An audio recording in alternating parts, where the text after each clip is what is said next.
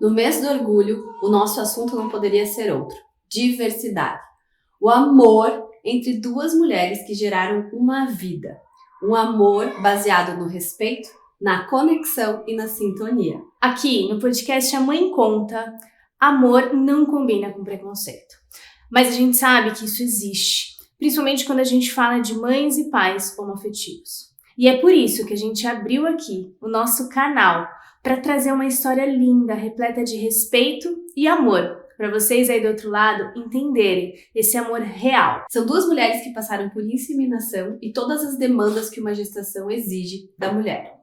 Também passaram pelo turbilhão do puerpério e todas as exigências da maternidade. Mas sabemos que ainda passam por olhares, comentários desrespeitosos e desagradáveis, olhares constrangedores e que não cabem muito para aquele momento. E é por isso que a gente trouxe aqui, para que vocês entendam essa história e dividam com ela todos esses desafios que a maternidade traz, mas que também essa falta de informação e respeito carrega junto com essa família. Vem escutar essa história. A mãe conta. A mãe conta o quê? A mãe conta com quem? A mãe conta a real. A mãe conta quando? A mãe conta por quê? A mãe conta. O podcast que te abraça. E antes de começar essa história linda e cheia de respeito e amor, eu convido vocês que estão no Spotify e aqui no canal do YouTube a se inscreverem nos nossos canais e também seguirem lá no Instagram, onde a gente mostra a maternidade real acontecendo. Na Carona da Ali e Maternidade Transforma.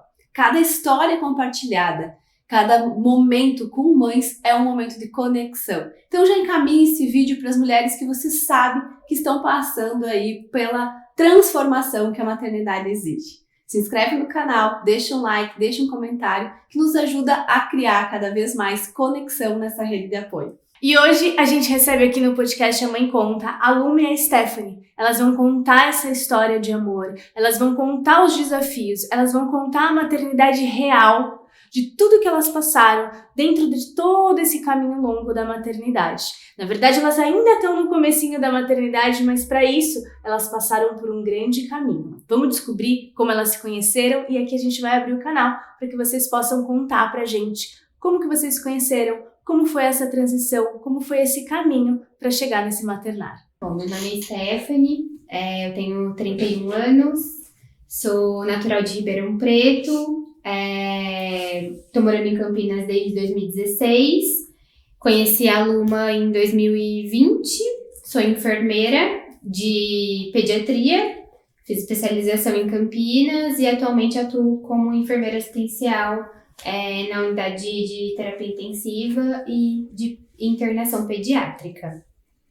Meu nome é Luma, eu tenho 27 anos, sou psicóloga, formei em 2020, no mesmo ano que a gente se conheceu.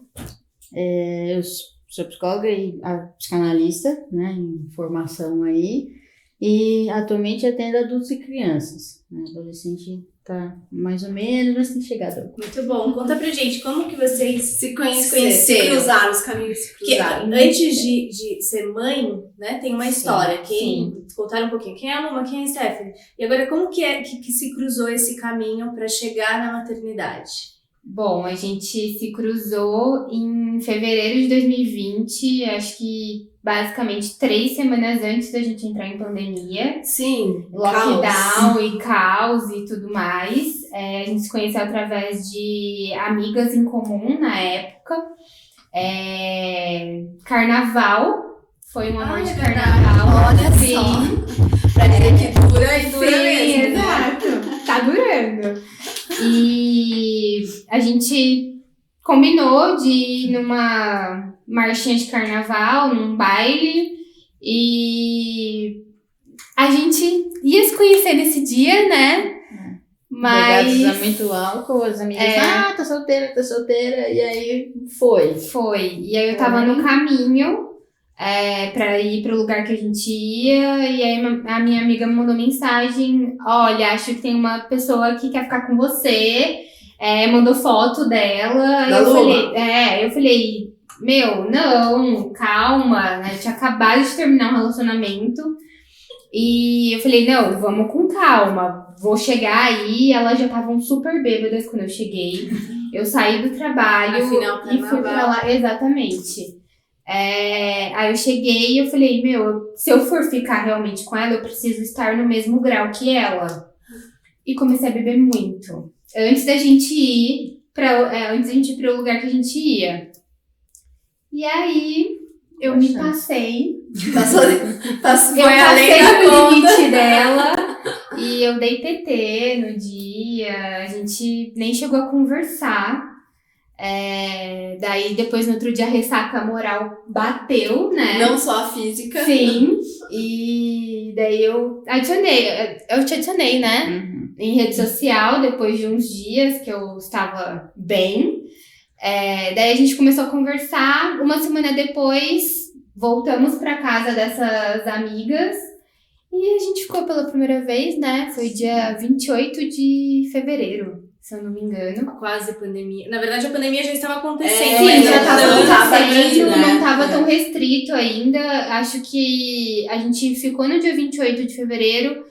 E aí, uma semana ou uma semana e meia depois... Próximo do meu aniversário, que foi o lockdown, né? Foi, Eu não saí, não fiz nada, fiquei super chateada. Acho que não assim, acredito. 20 de março entramos em lockdown. Isso. E eu trabalho, né, dentro de um hospital, então todos aqueles cuidados e ninguém na rua mais, e a gente ficou, como que a gente vai se ver?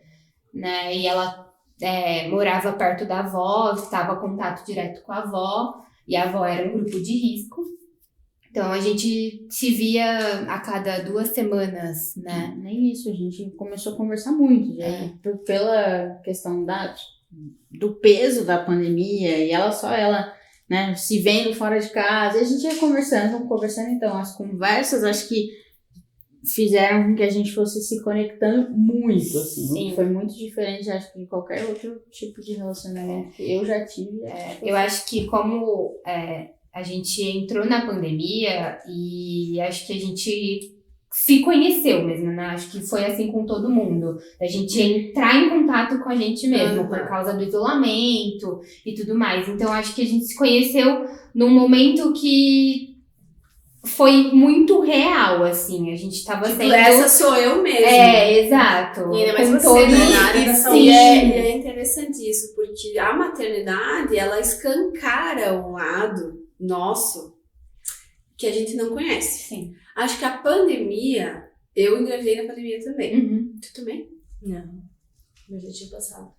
O Benny nasceu em 21. Uhum. Mas eu acho que a pandemia escancarou, é como se fosse a gente nascendo da gente. Eu Sim. tive essa impressão, sabe? Eu não consigo imaginar o que é a maternidade numa pandemia, Debbie. Nossa, eu também. Não, e assim, mas eu digo, essa questão da pandemia escancarou lados Sim. nossos que a gente Sim. não conhecia. A solidão, o aprendizado, ficar sozinho. Assim, a relação Estávamos que você- todos no mesmo barco. Sim, entendeu? exato. E que a relação de você construir um relacionamento, eu acho que foi muito forte. E aí, Sim. junto também com a... Porque é recente a história de vocês, né? Sim. 2020, Temos- eu falando de 4 anos. 4 anos, tipo... E acho que toda a intensidade que tem a pandemia, eu acho que foi um pouco projetada na nossa relação, porque foi muito intenso mesmo. Assim, Depois de 6 meses, acho, né? A gente resolveu morar juntas, porque minha avó, como grupo de risco, foi pra casa das minhas tias. E aí ela Mas entendeu, assim, que eu tava um pouco sofrendo, assim, porque eu queria ver ela. E aí ela saiu e falou, vou pra suas tias. Porque aqui nesse apartamento não dá, vou pra suas tias, que era casa. Porque você fica mais livre em ter esse contato. Sim. E aí eu fui pra casa dela, que eu falei, se não é pra sair de casa, então a eu vou Luma foi pra ficar... casa da Stephanie. foi. Então, eu vou ficar na sua casa. Já que ela tinha cachorro, eu falei, eu fico com seus cachorros, saio com eles, né? Em horários melhores, talvez. Do que o horário que todo mundo sai, a gente encontra menos gente, você já chega, já se limpa e pronto. E aí a gente fez uma imersão lá. ficando Foi uma juntas. imersão, Uma imersão. A gente meio que casou antecipado, assim. Então, foi fazendo muito sentido. Vocês Aí- fizeram mesmo um casamento ou não? Foi... Não, daí depois desse período que eu fiquei na casa dela, eu tinha já um apartamento próprio meu, eu falei, nada a ver se ficar pagando aluguel, vamos morar junto mesmo. Aí virou o ano, cancelou o contrato, a gente começou a morar junto, E aí, como toda boa decisão da vida, que a gente já fez, inclusive o Joaquim foi uma dessas, a gente tava bebendo. Vinho Como em o nosso casa. relacionamento começou com a bebida. E aí a gente falou, e se a gente casasse mesmo? Tipo, o papel, assim, pra coisas burocráticas, talvez, acho que seria melhor, né? Tipo, convênio, porque eu não tinha, assim, sou super SUS, né? Então, eu não tinha convênio, mas eu vi as coisas apertando um pouco na pandemia, me deu medo. Aí a gente resolveu, sei lá, acho que podia ser, né? Oficializar. Vamos pensar. E ficamos pensando. Daí ela pensou tanto que me pediu em casamento, e aí fomos. A gente casou no dia 12 de junho de 2021. Foi, verdade. Sim, fazendo as contas aqui que vocês estão Porque falando, às vezes foi quando a gente rápido, para mas pra pensar, parece que faz muito tempo. por que a causa gente dessa tá junto. intensidade. Foi. Mas quando a gente conta pras pessoas, a gente fica até assustada. Eu me assusto um pouco. Tipo, em um ano a gente já Casaram. casou. E aí já veio o Joaquim, como é que foi? Não, a gente, ao longo, né, desse um ano junto, até 2021, até a gente casar, a gente sempre conversava muito sobre a questão da maternidade. Era um desejo Era um desejo em comum. As duas sempre inclusive, sonharam em ser mães. sim, e inclusive casou muito também, porque eu sempre quis gestar, eu sempre quis passar por esse processo, e a Luma não quis gestar, ela não queria gestar. E sempre passava na minha cabeça, como que eu vou ser mãe sem engravidar? Tipo, não vai dar certo isso. Tipo, vou ter que adotar então, né? Porque eu tinha um pouco de aflição, assim, na questão da barriga. E se eu cair? Sabe? Uma coisa, uma fantasia muito doida, assim. E aí, quando ela falou, eu quero gestar, eu falei, tô pronto, é isso.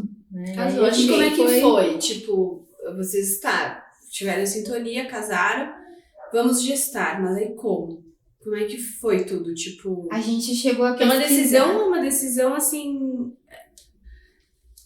diferente, assim, em questão de vamos começar. É um processo longo, né? Sim. Porque por mais que no relacionamento hétero também existe esse primeiro pontapé, vamos começar. Uhum. E existe ali, então vamos começar a ter relação, ou tabelinha, a gente começa com a tabelinha ali e tal. Sim. Também é um os processo. exames, Sim. né? A mulher vai lá, se prepara, vê, fala se tá tudo certo, exames de rotina e tarará. Como é que foi pra vocês? Como que é? Vocês já tinham conhecimento desse processo ou foi um estudo Não. primeiro para A depois? gente precisou ir atrás das informações Legal. primeiro. A gente pesquisou algumas clínicas e até pessoas conhecidas que, por algum motivo, mulheres, por algum motivo, precisaram fazer o processo de fertilização, falaram, eu fui nessa clínica, eu fui naquela clínica. E a gente buscou uma clínica que a gente sabia que daria pra gente fazer a doação de óvulos, que tem alguns projetos de algumas clínicas que você faz a doação de óvulos, eles falam que até que é troca de amor, assim. Você doa os óvulos para outras mulheres, né, que têm as suas questões relacionadas à infertilidade e tudo mais. E em contrapartida, a clínica dá o tratamento pra gente fazer a fertilização, ou então você entra com 50% do valor do tratamento. Mas aí vocês doaram, A as gente- duas doaram. A Luma não doou sei. os óvulos e eu entrei na parte Do útero, do útero do E tratamento. aí vocês ganharam o sêmen. A gente pagou o sêmen. E aí a gente ganhou todo o tratamento. Então, o sêmen foi a única coisa que a gente pagou. Ou as consultas médicas, ultrassonografias, As medicações. medicações, tudo isso que gira em torno de, sei lá, 30 mil reais. a gente ganhou. Então a gente não da precisou clínica pra vocês terem custear isso. doado os óvulos. Sim. Então, realmente, é uma doação, uma troca de amor mesmo. Sim. Porque vocês doam a esperança pra uma Isso. outra mulher que não pode ter filhos ter, Exato. a Luma no caso, Sim. e vocês recebem o sêmen, daí o sêmen vocês pagam, mas recebem toda essa assistência necessária, que é Do o outro amor. Do outro amor. E aí todo esse tratamento, ele durou quanto tempo? até vocês terem o resultado positivo de que a fertilização, a inseminação, não sei qual que é o termo também, vocês podem nos ajudar, deu certo, estou bom, a Stephanie Então, está grávida. precisa ser muito pensado, assim. Logo que a gente casou, a gente começou a ir atrás, porque já era uma vontade muito forte, tanto do PCF quanto minha, de sermos mães novas, assim. E aí, para essa ovulação, tinha uma estimativa de 6 meses a 1 ano para acontecer. Então, a gente ia ter que ficar nessa espera. Porque eles vão atrás das pessoas, Com as mesmas eles oferecem características. os óvulos para as mulheres que precisam, né, fazer por doação de óvulo. E então. Então, desculpa te cortar, mas existe uma fila pra entrar nessa troca sim, de amor. sim. Não é Exato. chegar lá e falar, quero que Não. faça acontecer. Não, a gente precisa esperar, tem um processo inicial que a Luma coletou uma batelada de exames, precisou tomar vitaminas, precisou tomar algumas medicações, para deixar os óvulos preparados mesmo, para quando acontecer, já tá com meio caminho andado, assim. E o nosso processo na clínica demorou exatamente 6 meses, né? De quando a gente procurou, que a gente falou, queremos doar óvulos e queremos fazer a fertilização, e até a gente começar a entrar mesmo no processo de preparar os óvulos dela para coletar, para inseminar e depois para fazer a transferência para o meu útero. E aí teve alguma perda? Isso, porque daí tem... Não. Isso é o que eu ia falar, assim, a gente teve muita sorte, mas muito. A gente estava até comentando com algumas colegas já disso, que geralmente a FIV tem muitas perdas, né? Muita expectativa. Sim, eu tenho amigas que já fizeram a FIV, que pra quem não sabe, é a fertilização in vitro, né? Isso. Várias vezes teve muitas perdas, e é uma perda dolorosa, porque tu tem que começar tudo de novo, sabe? É um processo muito doloroso. Muito desgastante. São remédios. Muita medicação, muita injeção para quem vai fazer a coleta dos óvulos. Eu entrei só com medicação via oral, mas psicologicamente falando, assim, uma demanda muito pesada, que tem que ter muito amor pra continuar. Muita dedicação, muita paciência, porque é bem pesado. E aí, até esse momento, né, antes de saber, deu certo, tá tudo certo, tá fluindo a gestação, vocês compartilharam com alguém? Ou isso foi muito de vocês? Ou a família sabia? Como que foi essa questão do ambiente ao redor de vocês? A gente compartilhou a gente tem... A ideia era não compartilhar com ninguém. Mas aí no fim a gente não aguentou, a gente não se aguentou. E eu sou muito grudada na minha família. Com tudo a gente se conta, se fala.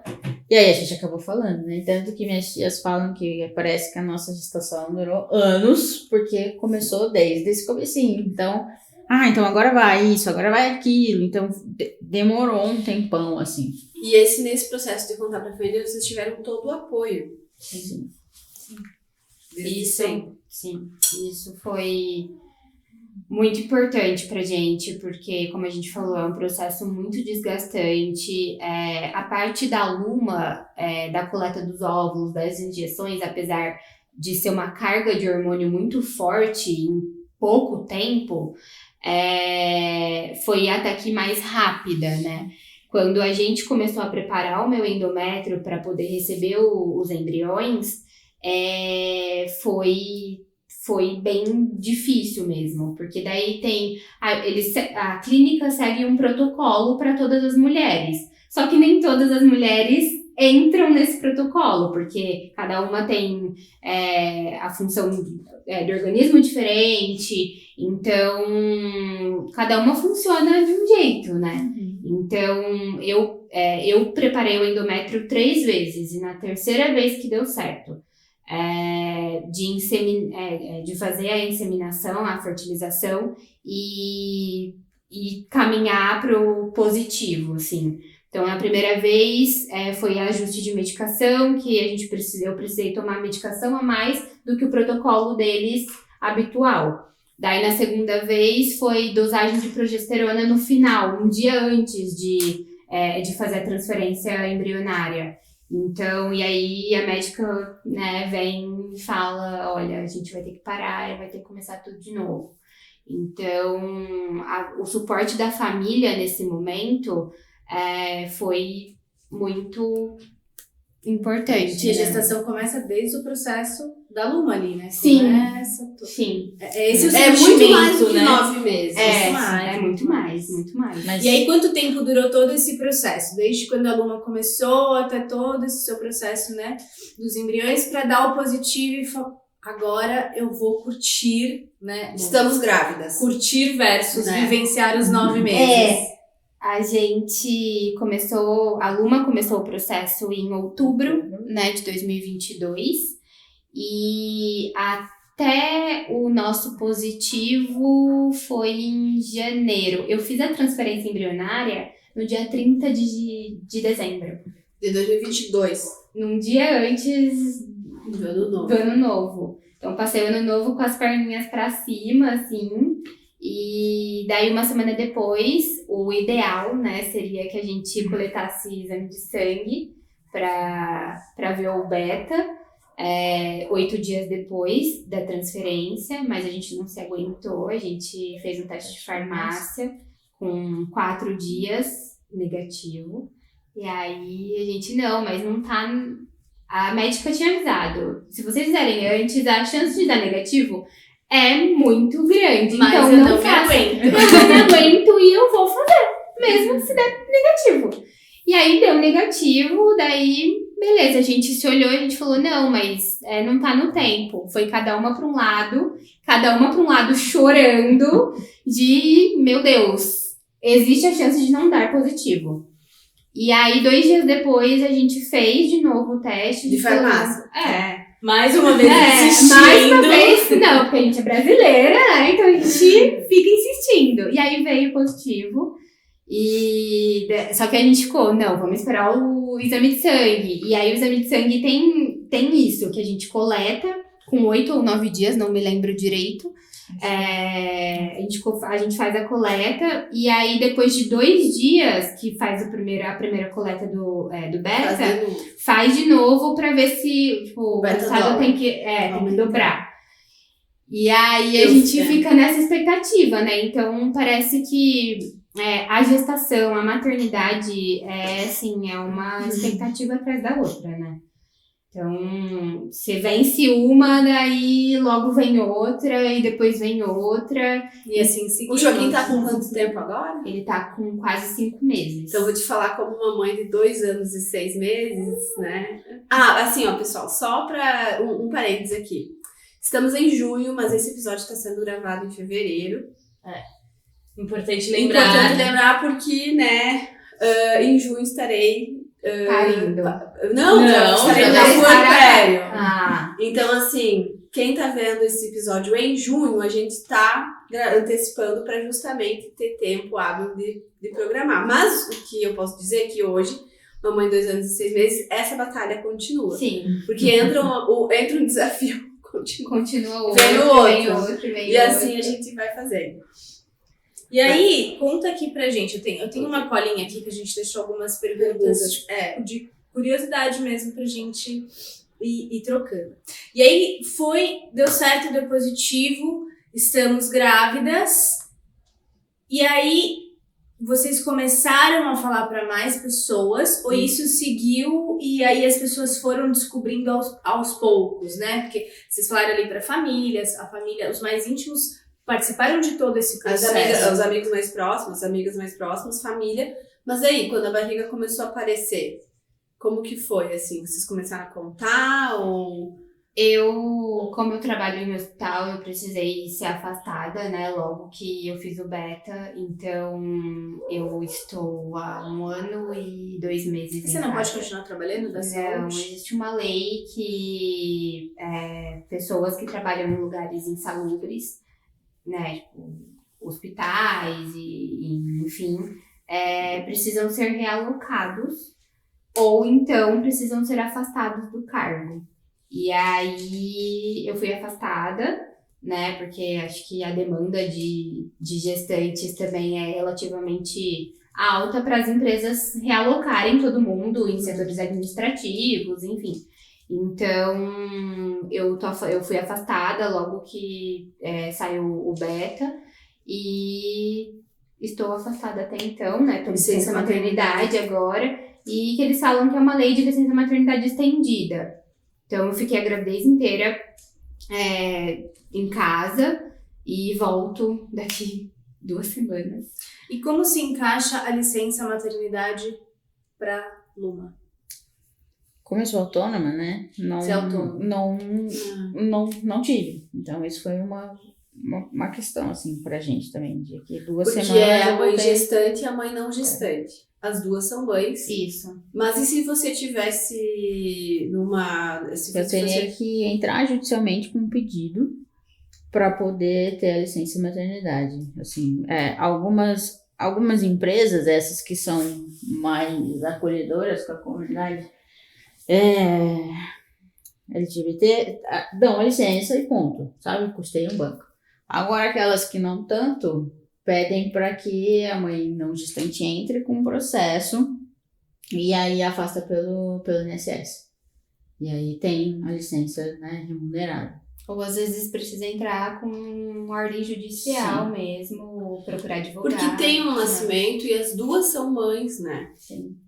Então, exige essa dedicação para a maternidade. Sim. E no caso de vocês, as duas são mães de forma biológica e as duas são mães de forma dia a dia. Sim. Total.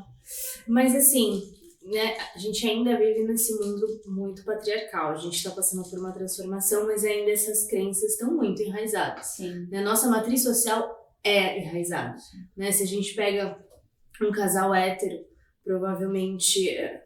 vamos começar pela licença paternidade. 20 dias né? para 4 meses. 5, na verdade, Então, assim, 5 dias pai e 4 meses mãe. Em algumas empresas mais flexíveis, digamos assim, ou mais assim, acolhedoras, conscientes, o pai tem 20 e a mãe tem 6 meses. Mas, tipo, né, o que é? Enfim, vindo né? dessa sociedade patriarcal que a gente vive, como foi para vocês essa questão de... Agora, não vamos falar de família e amigos, né? Mas vamos falar das pessoas mesmo, da sociedade. Como que vocês foram acolhidas ou não foram acolhidas pela sociedade, né? Quando a Stephanie já estava numa idade gestacional maior, né? Como que era, as pessoas tinham olhares constrangedores, não tinham olhares constrangedores? Já escutaram alguma frase sabe aquela frase desnecessária que mulheres, né, muitas vezes num preconceito nesse mundo patriarcal escuta?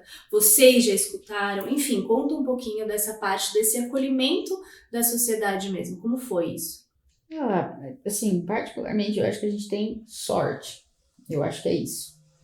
Porque a gente já ouve e vê, como a gente, né, segue muitos perfis, assim, de dupla maternidade também. Então a gente vê que o preconceito, ele tá aí, ele tá bem explícito para algumas outras famílias, principalmente famílias, né, de dupla maternidade de mulheres pretas. Isso é óbvio, assim, é pior ainda. Mas acho que não vamos entrar nesse quesito. Só que, assim, até que não parecia tão forte, porque, eu posso ser amiga que eu vou com ela no consultório, nas consultas, então não fica tão nítido assim. Mas vocês não escutaram isso? Não, Ser amiga, não. Inclusive, eu acho que Esse era um dos nossos grandes receios. Eu acho que é a primeira vez que eu precisei, porque todo mundo da clínica sabia, né, que somos um casal, e a gente nunca precisou corrigir ninguém, a gente nunca precisou pontuar alguma situação de, olha, essa sua fala foi errada, homofóbica, infeliz, enfim. Na gestação. E a gente se preparava, às vezes, muito para isso, né? Precisava ir pro hospital pra, sei lá, tomar soro porque tava vomitando. A primeira vez que isso aconteceu, eu já fui no carro pensando, a gente vai ter que passar pela situação de, cadê o pai? Mas e o pai? E não aconteceu. Isso Também surpreendeu muito a gente. A partir do momento em que a gente dizia, minha esposa pode entrar comigo, o título de esposa, eu acho que dá a entender que, pera, então, né, é isso. E acho que isso ficava um pouco mais, deixou a situação um pouco mais confortável de perguntas de cadê o pai, cadê o pai da criança, quem é o pai da criança. As pessoas não tiveram essas falas homofóbicas durante a gestação. Então, acho que isso foi muito positivo e até nos surpreendeu mesmo. Mas vocês estavam preparadas para esse tipo de situação? Sim. Preparado, eu acho que a gente Não, nunca tá. mas Mas a gente já esperava de, mas e se acontecer isso? Quem Como vai que falar, a gente vai reagir? O abordar? que eu vou falar? Como que vai ser? Mas tem as pequenas situações, assim, que até eu acho que são desconfortáveis, mas não chegam a ser um preconceito velado. De, parabéns, Stephanie, que linda, você tá linda grávida e não sei o quê. É como se só a gestação fosse só dela e parabéns pra ela. Ou então se referir a mim como só a mãe, sabe? Tipo, mamãe e tal. Oi, Luma, tudo bem? Teve isso de algumas pessoas, assim. E acho que isso entra na questão patriarcal. Porque, por exemplo, você tá gestante agora e seu marido, ele não sei se ele recebe tantos parabéns também. Porque ele também é pai. E aí, onde fica isso? Onde ele se coloca ali E como esse ponto papel? é muito importante, né, Luma? Porque começa daí a questão de demanda pra mãe. Porque nem nos parabéns encaixa o pai. É como se ele não fizesse parte disso. Né? E mesmo vocês sendo a dupla, né? A mãe... Como que vocês chamaram? Eu achei muito bom esse termo. A mãe dupla, né? Dupla maternidade. Dupla maternidade. Então, essa dupla maternidade de vocês... eles acabam estereotipando da mesma forma, se a gente for parar pra pensar, né? Trazendo o quê? Essas raízes patriarcais. Mas é isso que ela falou assim, se a gente vai fazer ultrassom, papai, olha ali, mamãe, olha ali. Vocês não tiveram isso. Não. Mamãe, Luma. Não, são duas mães. Era sempre, Mãe, aqui isso, aqui essa parte, essa não sei o quê. E eu tava ali do lado, assim, isso, e esperando como...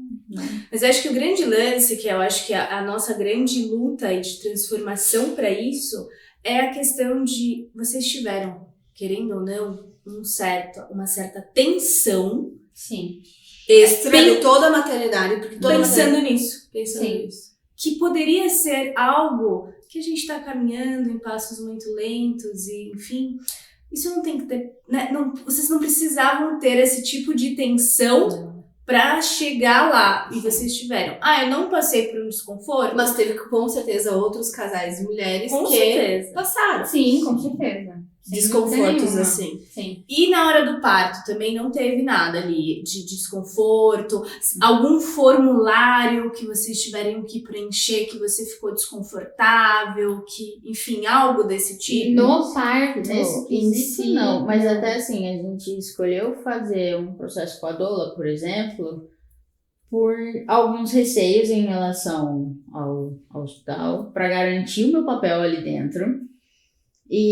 Mas aí, por exemplo, até brinco com a Raíssa, que é doula, né? Outro parênteses, né? O importante. nosso super agradecimento à Casa Amora aqui de Indaiatuba, que está nos cedendo todo esse espaço lindo para nossa gravação. A Raíssa, que é a doula, inclusive a minha também. A doutora Estela, que está no nosso episódio de fevereiro. Exatamente. Falando dos perrengues que uma pediatra passa quando vira mãe também.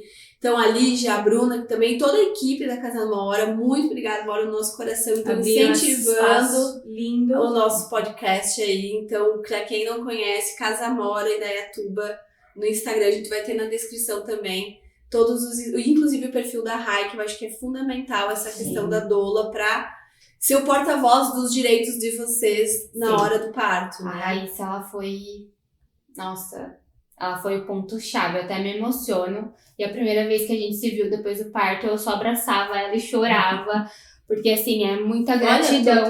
Sim, é muita gratidão mesmo, porque acho que se ela não tivesse lá no momento com a gente, muitas coisas teriam saído do controle. O parto teria sido completamente diferente do que a gente tinha idealizado, do que a gente tinha se preparado. E acho Por exemplo, assim, de preconceito, de alguma... De via de parto mesmo. A gente foi o parto normal, né? A gente se preparou para o parto normal, mas por questões de convênio mesmo, a gente não conseguiu que fosse a nossa médica e precisou ser o plantonista. E a gente queria uma doula, né, a Raíssa, junto, porque exatamente por causa disso, pra gente ter essa segurança de eu preciso olhar pra essa pessoa, eu preciso sentir que tá tudo bem, eu preciso me sentir segura de que vai dar tudo certo. Do que conhecer o plantonista lá na hora, no processo, e você tá imersa naquilo, e assim, o resto é restos, né? Então você não vai ficar se preocupando de conhecer, deixa eu entrar aqui, deixa eu pesquisar esse médico que tá aqui de plantão pra eu ver. Você não vai fazer isso, né? Durante o seu trabalho de parto. E então a gente queria uma doula pra exatamente isso, pra garantir os nossos direitos dentro, né, do trabalho de parto e parto, e pra que ela desse essa segurança pra gente de que tava tudo bem. E assim, a Raíssa, ela foi ponto fundamental, que eu olhei pra ela em um momento do parto e eu falei, eu preciso me concentrar em uma pessoa só, porque o parto não tava... Eu fiquei 6 horas em trabalho de parto ativo. E o parto não estava evoluindo muito bem, o médico, de uma certa forma, começou a ficar um pouco ansioso, porque não estava evoluindo, não estava descendo, e ele chegou até a falar várias vezes, ele começou a repetir várias vezes, a gente vai precisar mudar a via de parto, E... Te deixa pior ainda, não encoraja. O Joaquim, ele já tava encaixado, ele já tava lá embaixo. E eu pensava, como que a gente vai mudar a via de parto? E eu olhava pra Raíssa, Esté, tá tudo bem, continua fazendo o que você está fazendo. E a gente foi fazendo, e aí, em um determinado momento, chegou outro médico, e ele também foi peça fundamental, assim, e as coisas fluíram, e o Joaquim nasceu depois que esse médico entrou, em questão de minutos, né? Como assistência muda tudo, né? Sim, muda muito. Mas o que daí eu acho que entra a questão de ser dupla maternidade por tudo que aconteceu, muitas horas de trabalho de parto, ela passou mal. E tava nitidamente claro no plano de parto que se ela passasse mal, a criança viria no pele a pele comigo, ficaria comigo, poderia eu mesma colocar no meu peito, e isso tudo não aconteceu. Eu pedi, acho que 3, 4 vezes pra enfermeira lá do plantão, deixa eu pegar ele no colo, eu tiro a roupa cirúrgica, eu boto ele no meu peito, eu fico, ela, preciso confirmar com a doutora, isso não rolou. Então, eu acho que isso tem outro preconceito velado, porque eu acho que elas não fazem isso comumente. E, não sei, acho que nenhum pai fala, eu tiro a camisa e eu pego e eu fico, sabe? Não sei se isso rola. Então, é um preconceito misturado com falta de informação, né? Por não ser rotina, né? Delas, de hospitais, né? Então, assim, não é rotina, então é muito mais fácil eu ignorar isso do que aprender a lidar. Mas existe um plano de parto, né? Existe um plano de parto. E o plano de parto, desde a hora que a gente entrou, que a bolsa estourou em casa, desde a hora que a gente entrou no hospital até o momento que ele nasceu, o plano de parto ele foi seguido, assim, lindamente. E depois que ele nasceu, teve essa situação, e estava escrito lá que se por algum motivo eu não pudesse ou não conseguisse ficar com ele no colo, que era para entregar ele para ela. E não teve isso.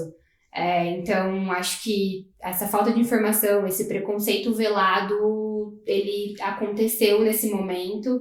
E logo depois também, na hora de registrar, né, que acho que é uma dificuldade que acho que todo mundo passa. A gente não conseguiu registrar ele dentro do hospital. Pra E- todos os casais héteros é super comum. Registra ok. Uma amiga minha fez o processo basicamente junto com a gente. É um casal hétero. E o filho dela nasceu 1 mês antes do Joaquim, no mesmo hospital, e eles conseguiram registrar a criança dentro do hospital, tudo bem. E aí, quando foi pra gente registrar, a moça do cartório foi até o quarto pra falar que a gente não poderia registrar lá dentro, porque foi FIV. Mas do casal hétero também foi. Aí a gente já tava com a questão toda, né, da amamentação. E aí eu perco um pouco a paciência às vezes, quando eu tenho que ficar militando em momentos que não é hora de militar. E aí eu falei, mas viu, se a gente fosse hétero dava certo, né? Aí ela ficou toda sem graça e falou, desculpa, não sei o quê. E acabou, tipo, que ficou por isso. Aí eu tive que, né, depois que a gente foi pra casa, tive Vocês que são sair de casados casa. no civil, vocês têm um registro, vocês têm um documento. Sim. Vocês queriam registrar o nome do Joaquim e o nome das duas. Ponto. É Exato, isso. exato. Legalmente. Exatamente. Mas é que eu E aí acho é que um eles não têm o preconceito, sistema pra isso, assim, pra colocar, porque tem lá nome do pai e Pai e nome da mãe. E isso, porque tá na certidão, nome do pai, nome da mãe. Quem disse que precisa ter um pai ou precisa, sabe? E se tem um pai e o casal, enfim. Tanto, aí a Luma precisou, eu tava, né, recém-parida, e aí a Luma precisou ir num cartório em outro lugar, depois que a gente tava em casa, e aí registrou, e aí na certidão saiu filiação, não sai, né, pai, mãe, ou mãe, sai filiação, e deu tudo certo no final, mas existe esse despreparo da sociedade, E aí, né? mais uma vez, passando por uma tensão desnecessária. Sim, né? exato. E falando agora dessa questão, a gente conversando antes, lá numa principalmente, na gestação até que foi mais tranquila, mas agora, quando vocês chegam num lugar, mercado, café, vocês já ouviram situações, médico, enfim, o que vocês mais ouviram que dói levando o Joaquim junto? Não, somos as mães do Joaquim.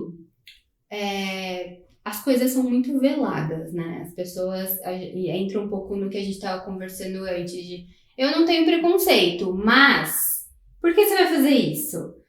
Lembrando que quando a gente fala mais, a gente já invalidou tudo que tá antes. Exatamente. Então, a gente mora num condomínio que tem muitas famílias, muitas crianças, muitas famílias... Classe média conservadora, o condomínio, essa é a real. E a gente percebe olhares de pessoas, de outras mães,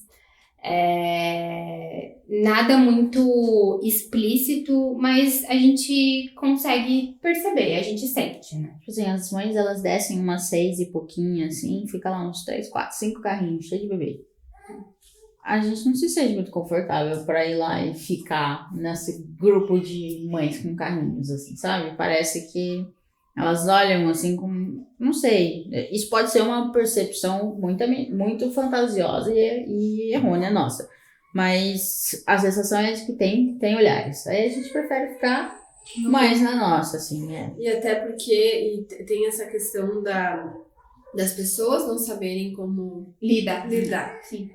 Eu Algo acho que que- deveria ser natural. Sim. Porque Mas isso tem um certo tabu ali também, né? De como, será que eu vou falar alguma coisa errada? Será que... E eu acho que rola também um pouquinho disso. O que vocês não sentem, assim? Sim. Não é nem... Eu não sei muito falar, assim. Será que não é um tabu dessa pessoa? Eu não vou falar, vai que eu fale alguma coisa errada. Então eu vou e ficar na depois minha. eu vou ficar na minha. E aí causa um Mas distanciamento e aí- desnecessário. E também tem essa questão das pessoas, porque eu perguntei pra vocês várias coisas. Meninas, é certo falar casal afetivo? Como é que é? Mãe, duas mães? Porque aí tem da pessoa também que é hétero, querer se aproximar e Sim. não ter a humildade, digamos assim, dizer assim, me ensina. Sim. A gente tá aqui pra aprender. Me ensina, como que é? Como é que eu gostaria de conversar com vocês, eu não quero ofender, eu quero respeitar. Uhum. Porque não é, desde das nossas gerações, não é falado sobre isso. Sim. Existe, sempre existiu, se a gente pegar as histórias dos... Vamos voltar muito tempo atrás? Gregos, né? Uhum. Isso sempre existiu. Sim. Só que existe um tabu muito grande. E agora a gente tá falando, agora a gente, né? Vamos colocar esses direitos aqui. E aí tem esse tabu. E eu acho que talvez tenha várias coisas, né? O medo da pessoa chegar e falar uma besteira. Sim. A vergonha de perguntar como é que eu, né? E o preconceito. Isso aí pra mim é ruim, é errado, é isso, é aquilo. Vocês que estão é- vivendo em pecado. Vocês estão vendo. Então, assim, quem não tá? Exato. Quem não tá vivendo em pecado? Se a gente tá aqui nesse plano, gente, Já começamos Somos aí. pecadores. estamos aqui pra evoluir e aprender. Exato. Meninas, e como foi pra vocês, assim, essas situações ou algumas frases pra lidar com isso? Como vocês lidam da melhor maneira? Já pensando numa geração do Joaquim. Hoje, antes eu acho que eu não ligava muito, assim, de me afetar mesmo. Eu sou assim e pronto. E também, né, vem a Porque- questão da aceitação, desde adolescência, Você aceitação se da família. aceitar, em Exatamente. família, amigos, porque poderia ter outro podcast sobre isso. Aham. Da descoberta, que eu digo de se sentir e assumir isso, ter Sim. coragem para mudar você mesma. pra você mesma. Aí É. vem todos os outros, com certeza vocês já passaram por Sim, situações só que muito doloridas na alma. Sim. Mas focando agora no Joaquim, como é que é essa transformação? Porque agora vocês já estavam blindadas. A Stephanie e a Luma, acredito eu, que já estavam blindadas. Mas agora tem um serzinho ali. É muito doloroso. É muito doloroso pensar que ele vai ter que passar por situações que acho que a gente não passou por tantas situações. Porque ele é filho de 2 mães. E a gente conversa muito sobre isso, até questão de como criar um homem dentro dessa sociedade machista, né? E sendo filho de 2 mães ainda, né? Então, a gente conversa muito sobre isso e eu acho que esse é o ponto, a conversa. Então, conversar muito com ele desde pequenininho, desde quando ele começar a entender algumas coisas, que é normal, que É o a amor. família dele, ele tem muito amor, que ele é normal, nós somos normal, a nossa família é normal, independente do que as pessoas falem. E começar a fazer essa blindagem dele também. Acho que a gente precisa também ir colocando pra ele que existem famílias diversas, de diversos tipos. Não tô falando só porque somos homoafetivos. Não, tô falando porque pais se separam, tem Mãe solo. muitas famílias por aí agora Pai solo. que perderam as pessoas, sei lá, a avó que cria, então essa é a família dessa criança, sabe? Então, se existe famílias diversas de outra Tem forma, criança por que a gente não adotada. pode ser? Tem criança, né? Tipo, Exato. É um grande desafio passar isso. Porque é aquilo que você falou, né? Muito da onde vocês vão inserir o Joaquim na fase da infância vai ser aquele perfil de família hétero, pai, mãe, classe média e ali aonde ele pode... As crianças não têm culpa de nada, né? O que eles escutam Eles lá na reproduzem. casa deles, Sim. né, de muitas vezes pais que não buscam informação e que nutrem esse desrespeito e esse preconceito na cabeça dessa criança, acaba levando ali para uma escolinha, para uma creche, para um convívio num parquinho e que pode afetar o Joaquim. Eu acho que essa é a grande preocupação, Sim. né? De E também colocar o Joaquim numa bolha não tem como, porque Não, a sociedade não, bate na nossa porta e na nossa Exato. cara todos os dias. E a gente né? estava até conversando sobre isso, porque, né, a gente pretende colocar ele numa creche com 1 ano e como buscar a creche ideal, né? E a gente, além da preocupação, né, de questão de estímulo, política da escola e tudo mais, a gente precisa se preocupar com isso também. Mais uma Como que atenção. vocês lidam com a diversidade? Mais uma atenção Exato. de que Mais uma atenção. não deveria ser, né? Sim. E só pra finalizar, antes da gente finalizar, eu só tenho mais um assunto aqui. Como foi a amamentação? Ou não foi?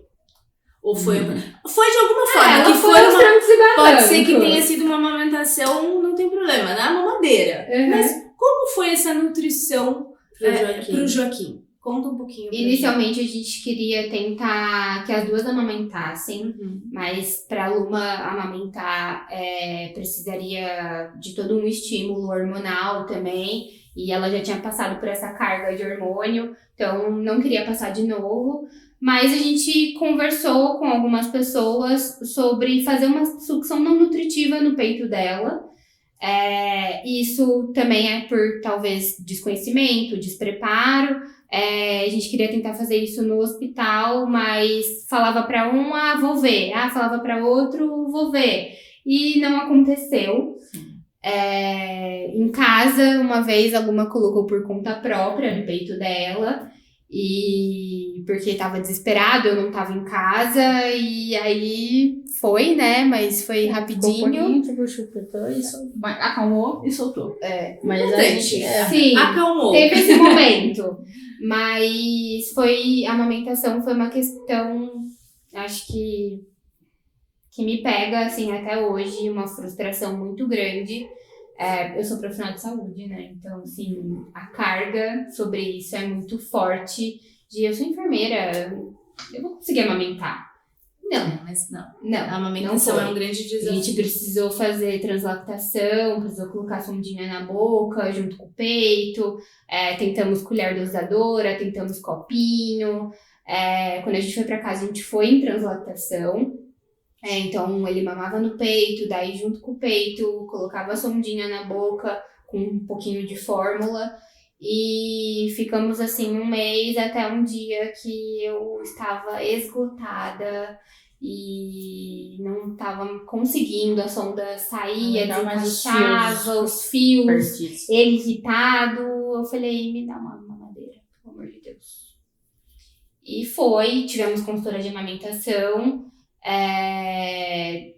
que, né, tratou com muito carinho no momento a questão da amamentação em si, deu várias dicas, mas eu segui muito o que o Joaquim me deixa fazer, e eu demorei muito para entender isso. Não é o que eu quero, não é o que os livros querem, É o que ele precisa. É o que ele precisa e o que ele demanda e o que ele me mostra.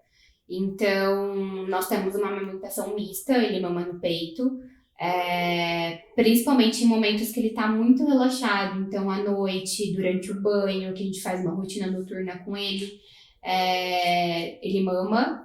E durante o dia, basicamente, eu ofereço o peito. Ele, às vezes, tem hora que ele não quer, tem hora que ele quer. E quando ele não quer, eu ordenho. Então, eu ofereço o meu leite na mamadeira para ele e a gente faz a complementação com fórmula. Perfeito. E o importante é que ele está recebendo meu leite. Eu tenho uma frase, Stephanie, que eu acho muito boa, que é assim, mais vale, não é minha frase, tá? É da Alessandra Reis, que é uma psicóloga que trouxe o pré-natal emocional pro Brasil.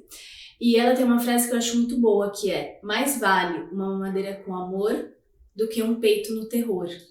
Porque tem muitas mães que lutam por uma amamentação, mas que está nutrindo esse lado emocional da criança oposto, né? No terror, na dor, parece que é um peso para ela. E aí é muito mais vale essa mamadeira que vocês fizeram, que a Luma pode dar ali no calor do peito dela. Mais vale isso do que você tá ali na tensão, né? Sim. Então é isso, eu tive mais curiosidade mesmo, como eu tenho com todas as mães, né? Como que foi a amamentação, porque a amamentação é um grande desafio, né? Um grande desafio para todo mundo. Graças a Deus eu tive uma amamentação mais tranquila, mas assim, todas as mães que a gente traz aqui, né? Foi sempre um grande desafio. Sim.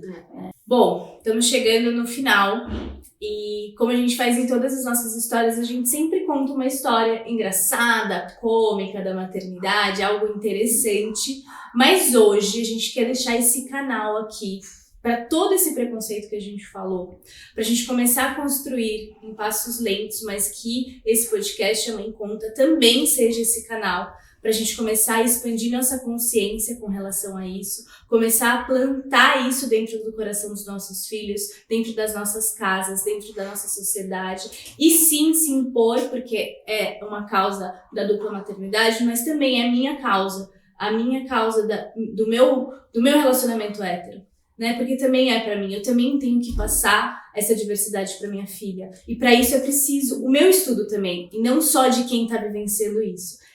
E conta também, Carol, que a gente tava falando antes, tá na nossa responsabilidade mostrar para os nossos filhos que o mundo é feito de diversidade e não só de gênero. Exato. Religioso, geracional, social, racial, e a gente precisa respeitar. E não tem nada mais bonito do que o amor baseado no respeito. Então, assim, antes de passar a palavra para vocês, quero dizer parabéns pela coragem de mudar de paisagem, porque lá atrás a Stephanie e a Luma, quando elas assumiram um amor por elas mesmas, de serem quem vocês são, isso é o mais importante.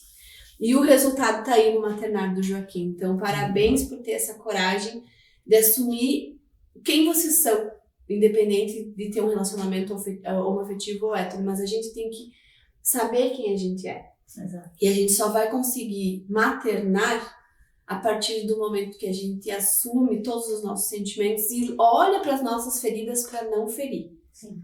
Então, primeiro, parabéns e muito obrigada mais uma vez por vocês estarem aqui. Sigam Duas Mães a Bordo. A gente vai botar na descrição. E agora sim, o recado. Isso. E eu quero complementar com uma coisa importante aqui, que é o meu recado, antes de trazer a finalização com vocês. Que é, da mesma forma que elas estudam, têm essa atenção para passar para o Joaquim essa diversidade, você que está aí na tua casa, que tem essa família hétero, né, anormativa, que pra gente, a gente fica falando é anormal, mas não existe nada de normal, é a grande diversidade, comecem a pensar como que eu posso plantar uma sementinha aqui dentro da minha casa, no meu filho. Porque essa responsabilidade também é sua, não é só da Stephanie e da Luma com relação ao Joaquim. É sua com relação ao teu filho e à tua filha também. Porque são eles que vão mudar a próxima geração. Não é só o Joaquim. Ou não é só os filhos da dupla maternidade ou de qualquer outra composição familiar diferente da hétero, do pai e da mãe. Então é aí que a gente tem que começar a mostrar para os nossos filhos que não existe uma linha só. Existe a diversidade, né? E para fechar, a gente sempre conta a história engraçada e tal, mas hoje eu acredito que o mais importante seja o que vocês falariam, qual é o recado que vocês querem passar para quem tá ouvindo a história no de Spotify, vocês. no YouTube. Fiquem à vontade, o que vocês acham? Vamos plantar essa sementinha no coração de cada um, o que vocês gostariam de compartilhar? Eu acho que vocês falaram bem, né? Não tem nada que eu discorde, muito pelo contrário, eu concordo. E eu realmente acho que é isso, assim, o meu filho não precisa ser aceito nos lugares. As pessoas que realmente precisam entender que ele existe, nossa família existe, e vai continuar existindo nossa e outras. E vem muito mais aí. Porque a partir do momento que a sociedade se desconstrói, abre espaço para a diversidade aparecer. Então, muitas outras configurações de família vão aparecer e acho que as pessoas precisam estar abertas para olhar essa diversidade desse jeito. E, sinceramente, assim, não sei se eu tenho muito mais o que dizer em relação a isso. Eu só gostaria que esse episódio aí espalhasse pelo mundo, realmente, para que a nossa voz possa chegar em outras mulheres que às vezes nem pensam nessa possibilidade de ter uma família porque acham que não é possível. Só por conta da questão do gênero. Sim. É uma voz de esperança. Sim. Mas é possível, sim. Né? Se você se considera uma mulher que ama outras mulheres, acho que esse é o caminho. Muito bom. Quer complementar alguma coisa, Stephanie? Eu acho que é isso. Nós formamos família sim, 2 mulheres formam família, 2 homens formam família, independente de FIV, adoção, nós estamos aí e nossa família existe com certeza. É isso. Muito lindo. E o que a Luma falou é muito verdade, né? O Joaquim, ele não precisa ser aceito em lugar nenhum, né? Assim como todas as outras crianças, assim como a Luísa, assim como o Deni, eles precisam só ser respeitados, né? Independente das composição e das suas diferenças. Então é isso, acho que a mensagem tá dada. Compartilha já vamos fazer essa voz de respeito chegar em todos os lugares. E de esperança, para E que de outras esperança. mulheres E outros pais também, existe possibilidade. Ou uma mãe solo. Se eu não tenho uma mulher que é uma mulher que quer ser mãe, né? Pode procurar alternativas para realizar esse sonho, porque a gente acredita no amor. Gente, muito obrigada. Compartilhem esse vídeo, comentem, curtam, porque quanto mais são pequenos compartilhamentos e comentários que vai fazer esse vídeo chegar a mais pessoas aí. Obrigada. Obrigada. A mãe conta. A mãe conta o quê? A mãe conta com quem? A mãe conta a real. A mãe conta quando? A mãe conta por quê? A mãe conta. O podcast que te abraça.